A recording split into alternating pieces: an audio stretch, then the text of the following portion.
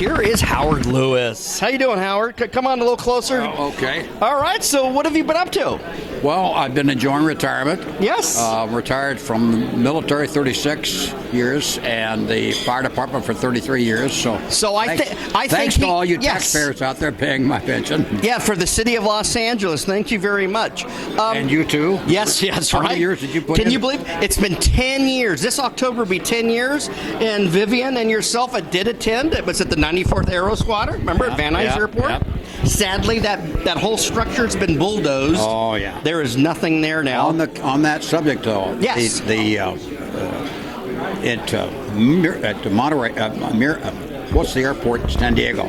They've got one of those 94th Aero Squadron. Oh, Montgomery Field? Montgomery Field. And here's the thing I'm telling everybody. If that's of interest to you, go visit it now before it's gone, because as Chris is saying, that and also the Proud Bird is still there, but it's totally different from what it used to be. At LAX, right? At LAX, yeah. It's still there, but it's not.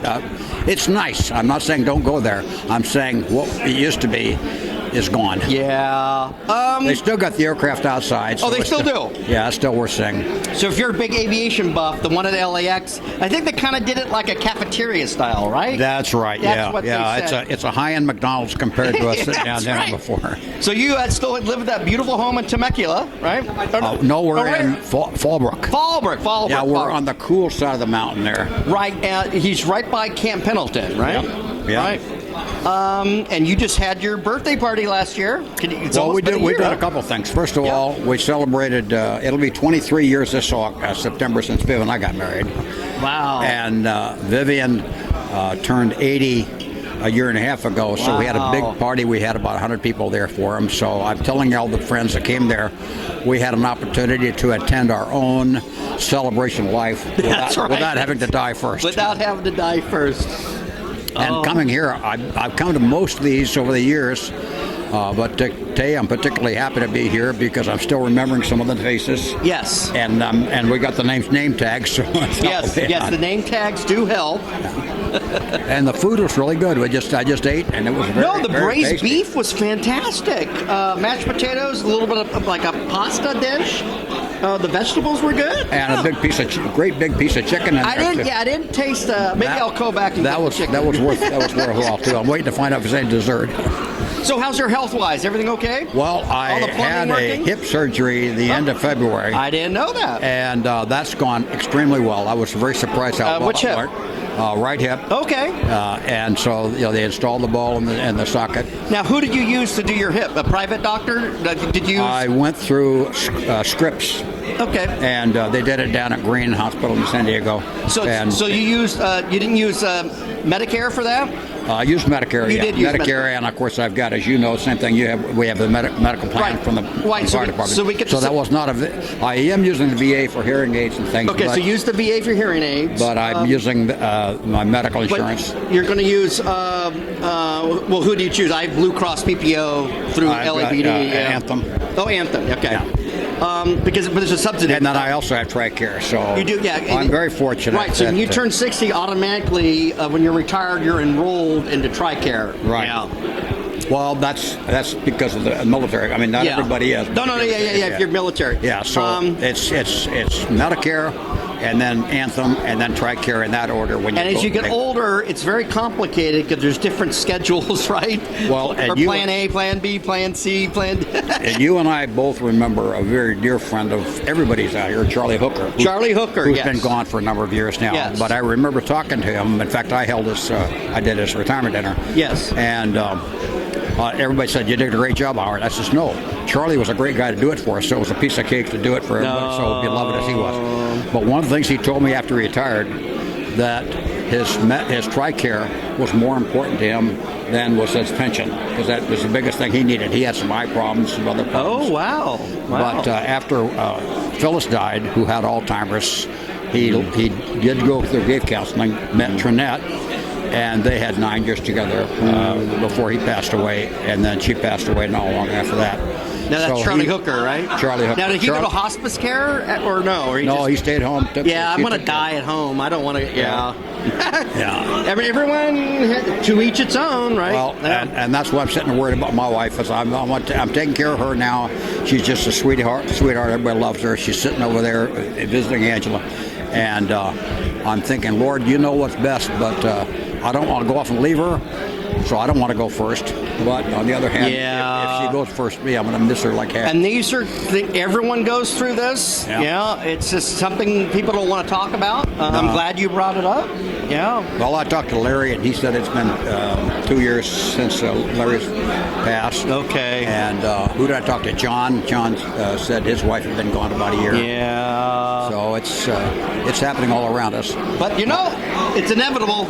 Everybody dies. Hey, It's inevitable. I know where I'm going. Yeah, we do. And thank I the think Lord. everybody in this room knows where they're going. I think we've done our duty for sure. Well, it's not what we did because we didn't earn anything. Well, true. It's what the Lord by dying for our salvation. That's where it's all. And if you didn't do that, you got to get with it before it's too late. That's right. Because once you go, it's too late to say, hey, I need a recount.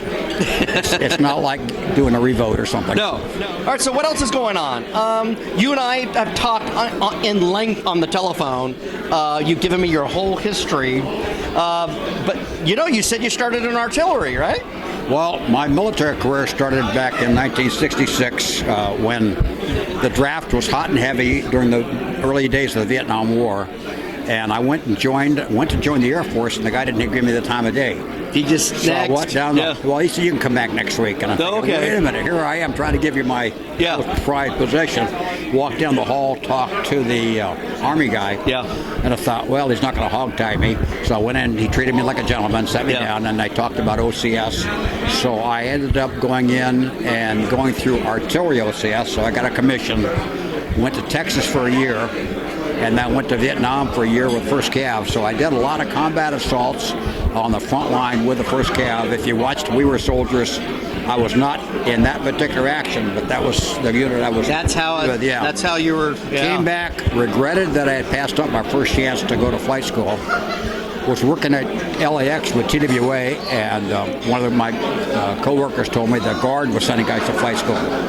So I went down and talked to an artillery battalion in Van Nuys. That's now the different armory, but at that time it was an artillery unit. Floyd Glass was the full-time commander there. When he found out I was a combat vet in artillery, he grabbed a hold of me and wouldn't let go because he said most current combat vets they had at that time were Korean War. Oh, wow. So I joined with the intention of going to flight school. Finally got flight school out of the deal, and was just going to serve what I was obligated, and didn't retire until 36 years later. So I did a lot of counter-rug flying. Enjoyed that very much, and so the flying that I did in the military was very interesting. The courses I went through, the high altitude course, and the night vision course and things. But I also got 33 good years with LA City Fire Department, a nice pension on that, and was surprised. I'd known you for quite a while, but I don't know if I knew you were a cop right away. No. Yeah, I ran into you, and you gave me a great open house tour at your facilities there at Van Nuys Airport, the new hangar. Yeah.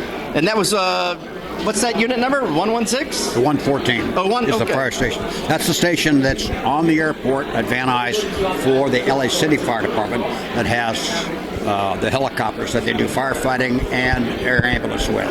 And then on the adjacent side, but on Woodley? That's Fire Station 90, which I was also assigned at for a good part of my career. So 90 would also respond with 114, or no? Well, it depends. 114s is helicopters, and then the crash rigs operate out of there. Yes. So if there's a crash on the airport or anything nearby, community, obviously, the task force is going to respond out of 90s, and the crash rigs going to respond out of 114s.